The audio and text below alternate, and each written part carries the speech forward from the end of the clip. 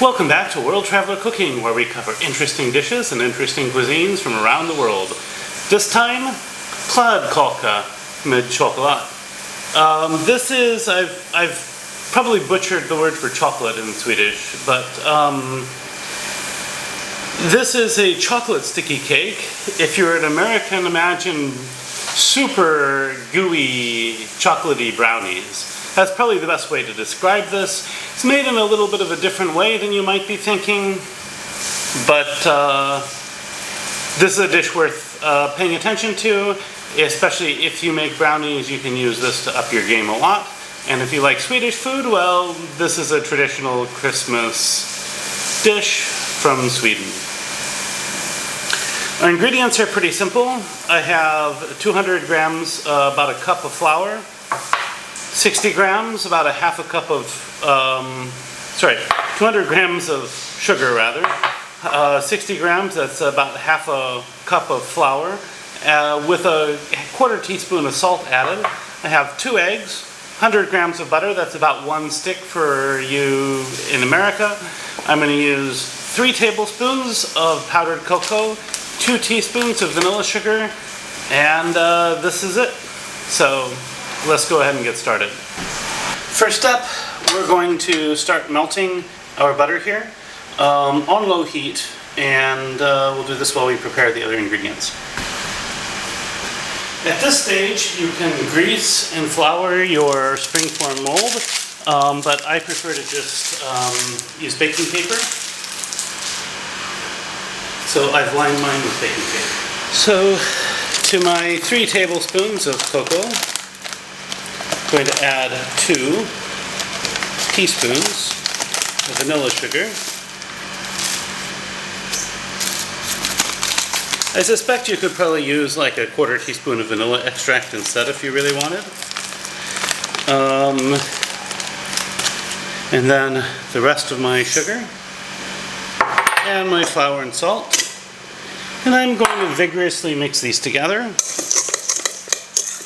until I have a nice and uniform mixture. Now by this point I've also turned off the heat under the butter, typically just before it finishes melting, but if it has already melted all the way, you can just let it cool a little bit. I'm going to stir in my 2 eggs, and again, just like the saffron version, I should end up with an immediate sticky mess.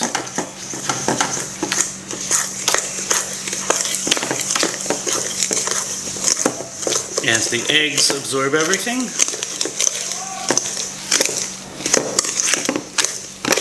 So I'll be back. So once I have this uniform sticky mass, I'm going to stir in my butter.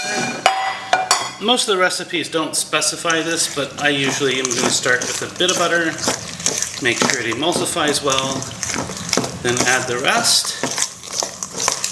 With this much egg and cocoa, you can probably just stir the whole thing in at once, but you'll notice that the consistency loosens up quite a bit with the butter added. So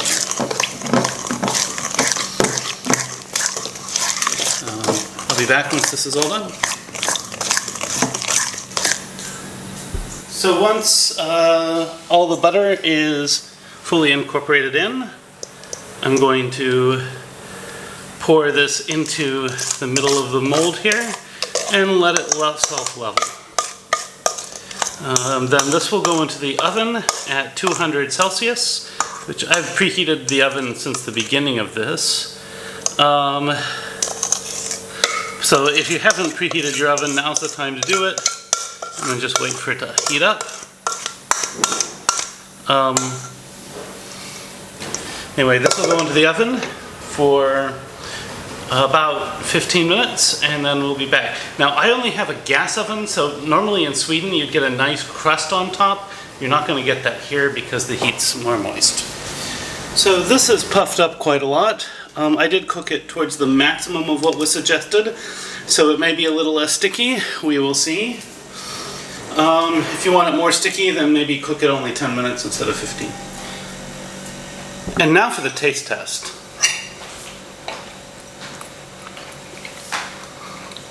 So this is definitely on the edge of not being sticky enough. So 15 minutes is definitely your maximum cooking time. You could certainly go as little as 10. The chocolate flavors are very nice. It's not overly sweet. You get a little bit of bitterness from the chocolate. This would usually be served with whipped cream and jam, which I think would be an awesome combination. I do apologize for the background noise. There is some construction going on out back. So if you like this content, you'd like to see more of it, please like, share, and subscribe. If you have anything to say about this dish or this video, love to hear from you in the comments. Recipes in the description. Bon appetit, and see you next week.